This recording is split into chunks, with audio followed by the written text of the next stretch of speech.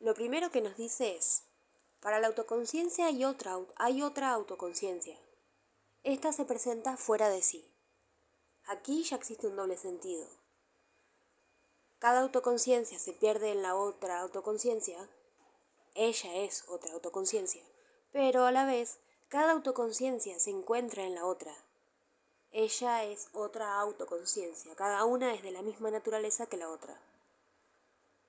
En la pérdida se evidencia que son dos seres independientes, dos autoconciencias distintas.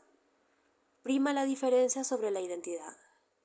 Pero en el encuentro se muestra la identidad básica entre las autoconciencias, sin perder del todo su diferenciación. Son dos seres independientes, ambas son autoconciencias. Hegel afirma que cada una tiene que superar su ser otro.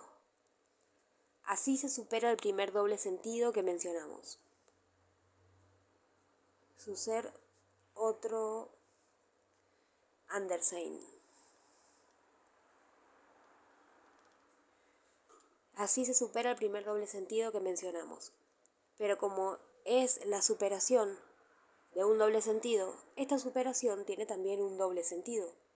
Cada autoconciencia tiene que superar a la otra como ser independiente para afirmarse a sí misma como lo esencial. Momento de no identidad o diferencia. Pero, el otro sentido, al superar a la otra, la autoconciencia se supera a sí misma también. Porque como ya sabíamos, este otro es ella misma. Momento de identidad o indiferencia. O indiferencia, que no tiene diferencia. Con la superación anterior se produce un retorno de la autoconciencia a sí misma. Justamente para ello era necesaria la superación, para producir esa suerte de reconciliación consigo misma a través de la otra, por mediación de la otra autoconciencia independiente. Tengamos presente que para Hegel no hay yo como ser independiente sin el reconocimiento del otro, también como ser independiente. Pero como es un retorno que se produce sobre la base de la superación de doble sentido, que a su vez supera un ser otro de doble sentido, no podría sino ser un retorno de doble sentido. Cada autoconciencia se recobra a sí misma superando a su ser otro. Momento de no identidad. Cada autoconciencia se define independientemente de la otra, pero también restituye a la otra autoconciencia, sacándola de su ser otro y dejándola de nuevo libre. Momento de identidad. Continúa Hegel. El movimiento es, por tanto, sencillamente el movimiento duplicado de ambas autoconciencias. Cada una ve la otra hacer lo mismo que ella hace. Cada una hace lo que exige de la otra. Y por tanto, solo hace lo que hace en cuanto la otra hace lo mismo. El hacer unilateral sería ocioso, ya que lo que ha de suceder solo puede lograrse por la acción de ambas. Lo que tiene que suceder es justamente el reconocimiento. Un reconocimiento unilateral no es en sentido estricto un auténtico reconocimiento. Cada autoconciencia es reconocida por la otra como una autoconciencia. El reconocimiento es mutuo. Solo importa el reconocimiento de aquel a quien reconocemos. Las autoconciencias se reconocen como reconociéndose mutuamente. 5.2. La negación de la vida como prueba de la libertad. Pero el reconocimiento no llega inmediatamente. La autoconciencia se encuentra con otra autoconciencia que busca exactamente lo mismo que ella, aunque ninguna de las dos lo sepa. Un individuo surge frente a otro individuo, pero no como una autoconciencia, sino a la manera de los objetos comunes, conciencias hundidas en el ser de la vida. Conciencias que aún no han realizado la una para la otra el movimiento de abstracción absoluta, consistente en aniquilar todo ser inmediato para ser solamente el ser puramente negativo de la conciencia igual a sí misma. Ninguna de ellas negó aún la vida para afirmar su ser independiente de lo objetivo, del mundo de las cosas. La autoconciencia no es una cosa, no pertenece al mundo de los objetos. Es un ser puramente negativo, un puro ser para sí, en la medida en que en ella no hay nada objetivo, sino pura referencia a sí misma, reflexividad, conciencia. En este primer encuentro reina el desconocimiento entre las autoconciencias. En este primer encuentro reina el desconocimiento entre las autoconciencias. Cada una de ellas está bien cierta de sí misma, pero no de la otra, por lo que su propia certeza de sí no tiene todavía ninguna verdad. Esa certeza todavía tiene que ser probada. Ambas autoconciencias buscan demostrarle a la otra su independencia con respecto al objeto sensible, al mundo. Las dos quieren demostrar que lo que las define es la libertad, no la vida. La presentación de sí mismo como pura abstracción de la autoconciencia consiste en mostrarse como pura negación de su modo objetivo o en mostrar que no está vinculado o atado a ningún ser allí o a ninguna existencia determinada, ni se está vinculado a la vida. El modo de demostrar esa independencia con respecto a la vida consiste, como ya lo adelantamos, en arriesgar la propia vida. Antonio Gómez Ramos explica con total claridad lo que está en juego en este reconocimiento, basado en el acto de poner en riesgo la vida. Lo que el otro reconoce de mí, entonces, es mi autoridad sobre... De nuevo. Lo que el otro reconoce en mí, entonces, es mi autoridad sobre mí mismo, mi no ser un mero animal, un simple miembro de la especie en el ciclo de la vida, sino un género en mí mismo, un universal concreto aquí, un ser singular. O bien mi no ser una persona. Recuérdese el desprecio con el que Hegel trata ese apelativo. Alguien que lleva ese título por el hecho de haber nacido dentro de un sistema jurídico, pero que no ha arriesgado la vida en cuanto que no se ha negado a sí mismo para someterse a criterios y normas que él mismo se dé. Es la autoridad sobre sí mismo, su propia autonomía, lo que yo reconozco en el otro.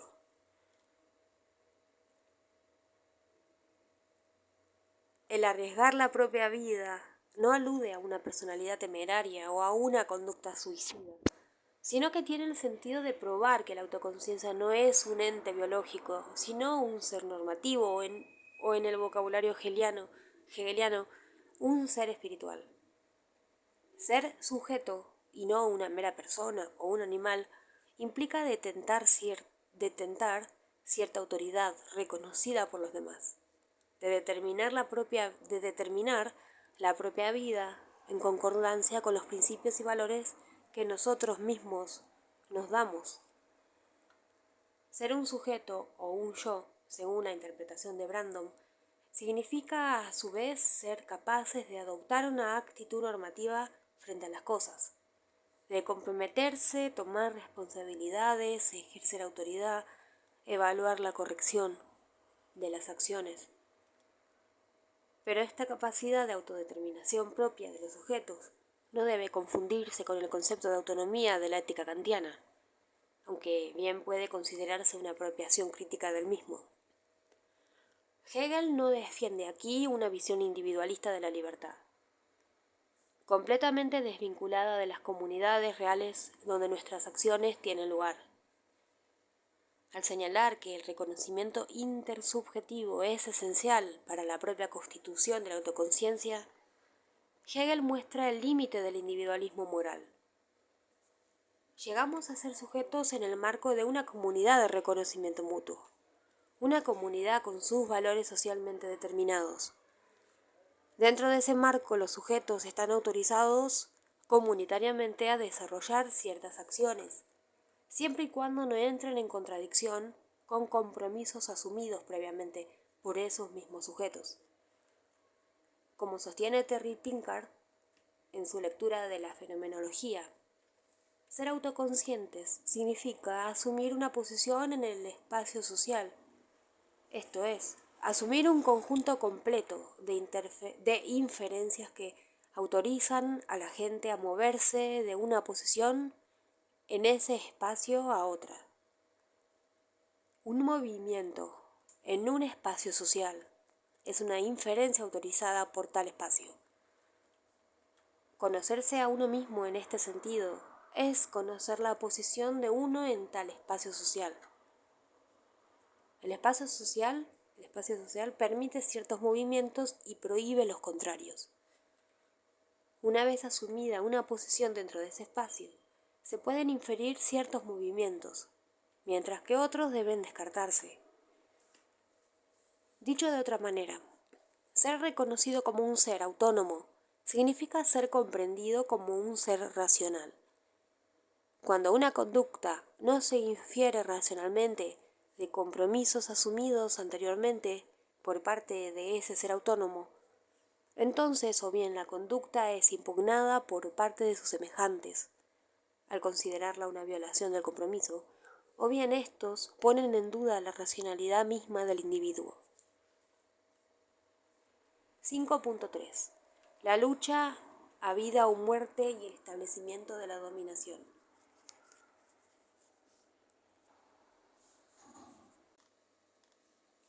Pero retomando la argumentación de Hegel en el capítulo 4 de la fenomenología, debemos indicar que la presentación que cada autoconciencia hace sí misma es un hacer duplicado. Es a la vez un hacer del otro y un hacer por uno mismo. El hacer del otro consiste en tender a la muerte del otro, a su aniquilación, intentando repetir así la original aniquilación del objeto sensible por parte de la autoconciencia deseante. Mientras que el hacer por uno mismo implica arriesgar la propia vida, intentar matar al otro y arriesgar la vida son las dos acciones o la acción doble que estructuran la lucha a vida o muerte, que se entabla entre las autoconciencias cuando cada una de ellas busca probarle a la otra su independencia con respecto a la vida. El primer encuentro de las autoconciencias mostrará entonces un escenario de pura contraposición, sin reconocimiento mutuo ni mucho menos conciliación. Lo que se evidencia aquí es que entre ellas reina una total desigualdad. Esta desigualdad y esta contraposición solo se resolverán en la lucha a muerte. Solamente arriesgando la vida se mantiene la libertad, dice Hegel, y agrega unas líneas más adelante. Cada cual tiene que tender a la muerte del otro, cuando expone su vida, pues el otro no vale para él más de lo que vale él mismo. Arriesgar la propia vida es la condición para imponer y demostrar la propia independencia frente al otro. Sin embargo, y esto será crucial, la muerte del otro significaría también la propia ruina, o por lo menos el fracaso en la búsqueda de ser reconocido por otro sujeto como una autoconciencia independiente, pues quienes están muertos ya no pueden reconocer a nadie. La lucha, por lo tanto, no tiene como objetivo exactamente la muerte del otro, sino que ese otro se rinda por miedo a morir, que prefiera la vida antes que la muerte y con ello la sumisión antes que la libertad. Si esto sucede, quien vence, quien ha arriesgado su vida al punto de preferir morir antes que verse sometido por el otro, se convierte en señor o amo. La conciencia independiente, quien se ha aferrado a la vida poniendo en riesgo su libertad, será siervo o esclavo. La conciencia dependiente. El Señor es reconocido por el siervo, pero no reconoce a éste como una autoconciencia libre e independiente. El siervo le provee todos los objetos que necesita para consumir. El objeto que al principio del capítulo la autoconciencia devoraba y aniquilaba,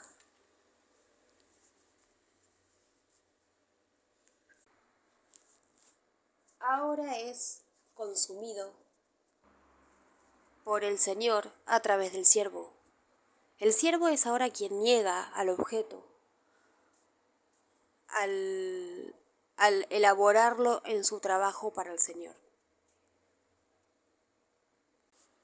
Así el deseo con el que partimos se convierte del lado del amo en goce, pura satisfacción, sin negación, y de alguna manera se rebaja a la condición inicial, la del deseo aniquilador del comienzo del capítulo. Por el lado del siervo, en cambio, el deseo es relegado. El trabajo es, según Hegel, deseo reprimido. El siervo debe contener su deseo porque su trabajo, su relación con el objeto, está al servicio del deseo del amo, no del suyo propio. Lo que hace el siervo es, propiamente, según aclara Hegel, un acto del Señor.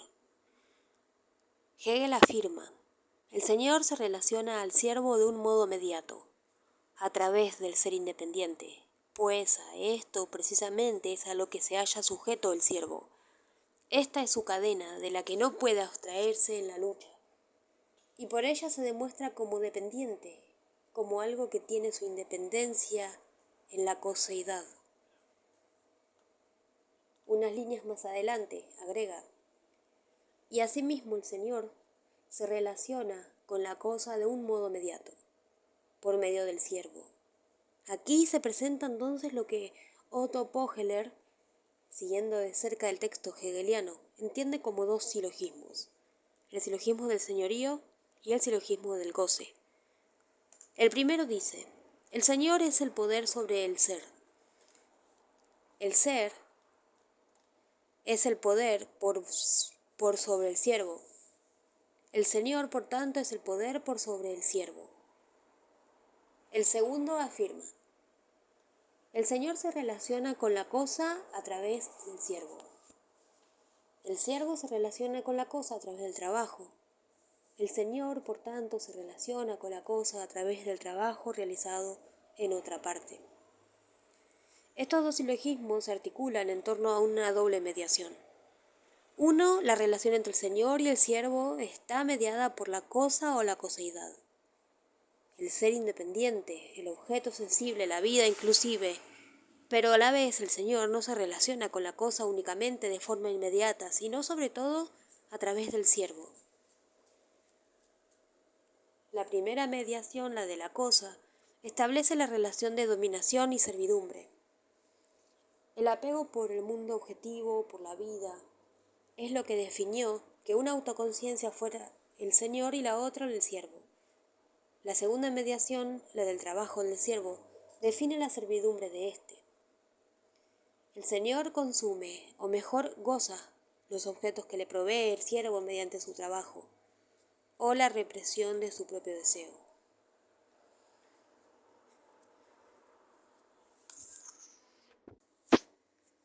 Con respecto a esta segunda mediación, Judith Butler sostiene que el siervo aparece como un cuerpo instrumental.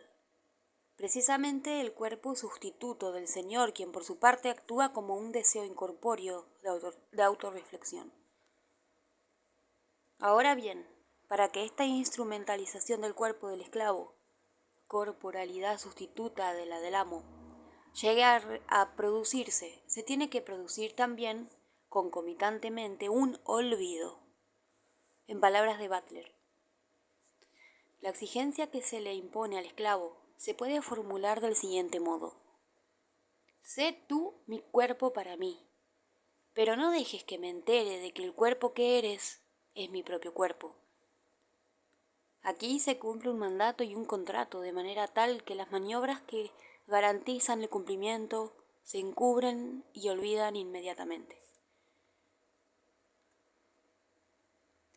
La sustitución del cuerpo del amo por el del esclavo requiere el olvido de esa sustitución, pues de lo contrario su reconocimiento implicaría una identificación por parte del Señor con un cuerpo al que previamente había repudiado.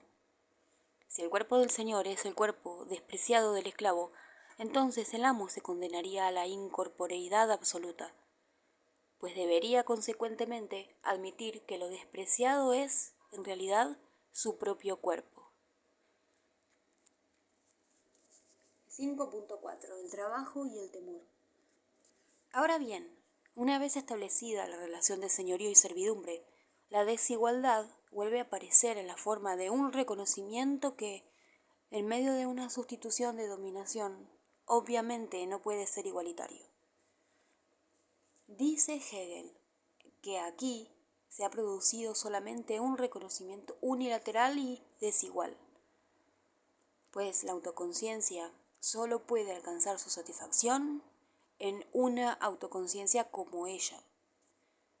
No hay aquí un reconocimiento multilateral y multívoco, porque el siervo que ha perdido su libertad y con ella su dignidad de sujeto, no es capaz de brindarle al Señor lo que éste buscaba. Un reconocimiento auténtico, el reconocimiento de un igual. El Señor ha hecho con el otro lo que no hizo consigo mismo, es decir, negó al siervo sin negarse a sí mismo. El siervo, por su parte, hizo consigo mismo lo que no hizo con el otro. Se negó a sí mismo, pero no al Señor. En este marco no puede producirse entonces un reconocimiento mutuo.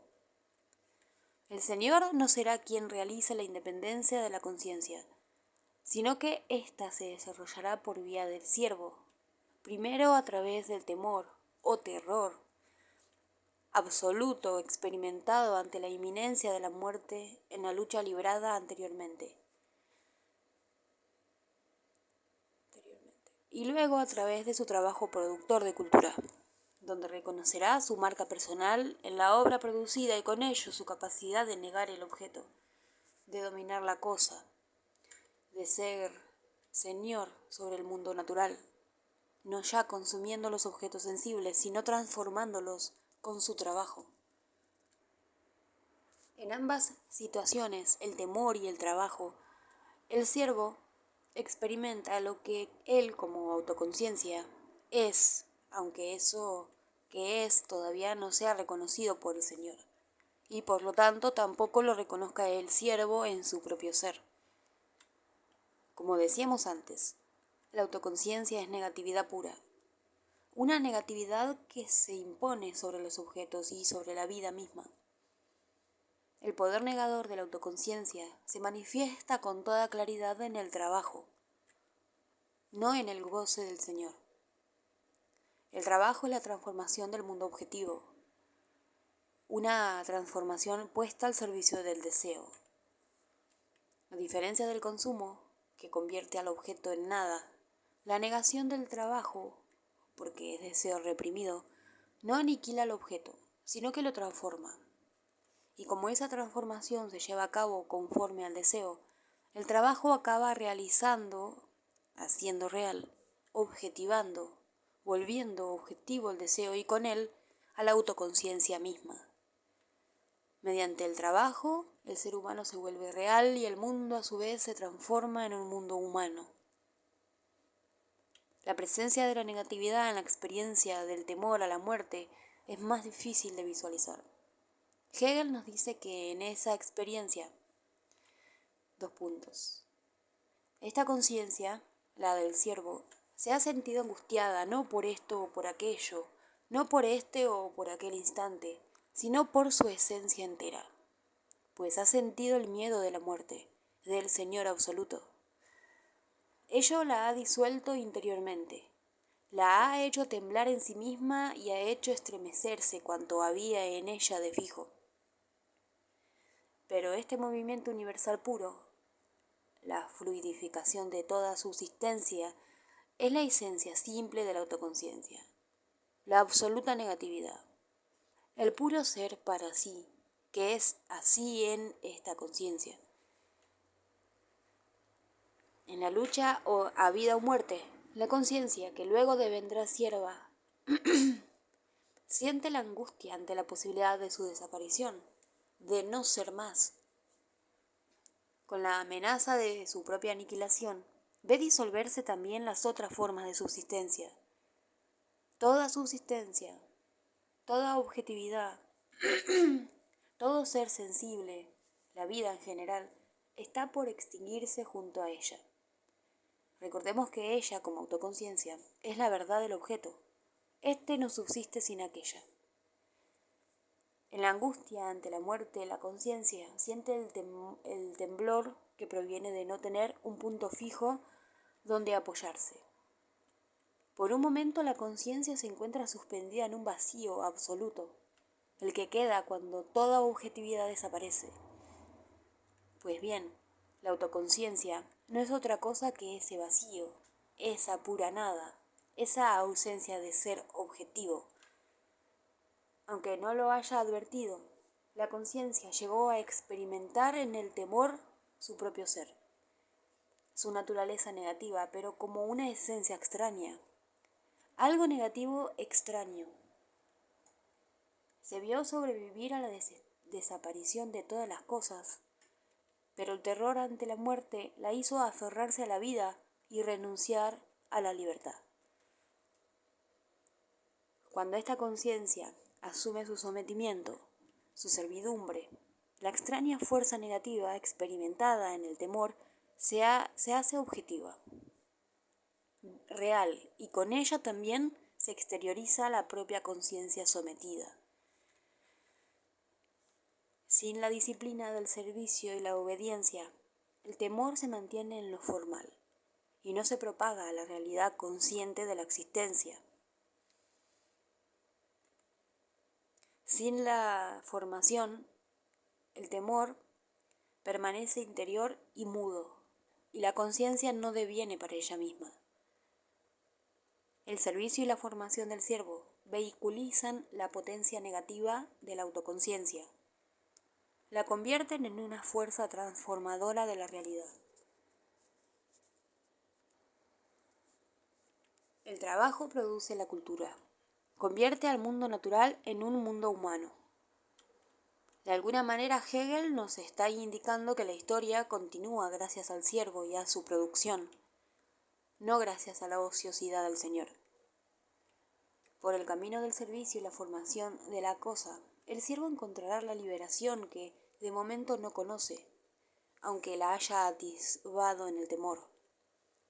Pero la libertad a la que llegará el siervo en un primer momento será solamente una libertad en el pensamiento, pues su condición de servidumbre material persistirá. El estoicismo, el escepticismo y la conciencia desventurada, esto es, las figuras que integran la parte B del capítulo 4 y que lo incluyen, expresarán esta libertad en el pensamiento y serán las distintas experiencias que la conciencia atraviese luego del logro incompleto de la realización de su propia independencia en el mundo y de su plena autoconciencia. Habrá que esperar mucho todavía hasta que esa independencia del sujeto llegue a realizarse efectivamente a través de una comunidad de pleno reconocimiento mutuo, igualitario. Esto es, para Hegel, el estado moderno. Ese estado en el que todos los individuos son reconocidos como iguales, como igualmente libres, es para Hegel únicamente el estado moderno, porque en él existe por primera vez una constitución que garantiza la igualdad de todos ante la ley y le otorga los mismos derechos y garantías a todos los ciudadanos. En ese estado de servidumbre o la esclavitud se encuentra abolida, superada. El trabajo ya no es forzado, sino que se basa en la libre elección personal. En el estado moderno, el reconocimiento mutuo es una realidad concreta, pero la forma más perfecta del reconocimiento mutuo no la va a plasmar Hegel en la fenomenología, que trata todavía del espíritu subjetivo, individual, sino en la filosofía del derecho, que aborda el espíritu objetivo, colectivo, el pueblo, el espíritu devenido mundo.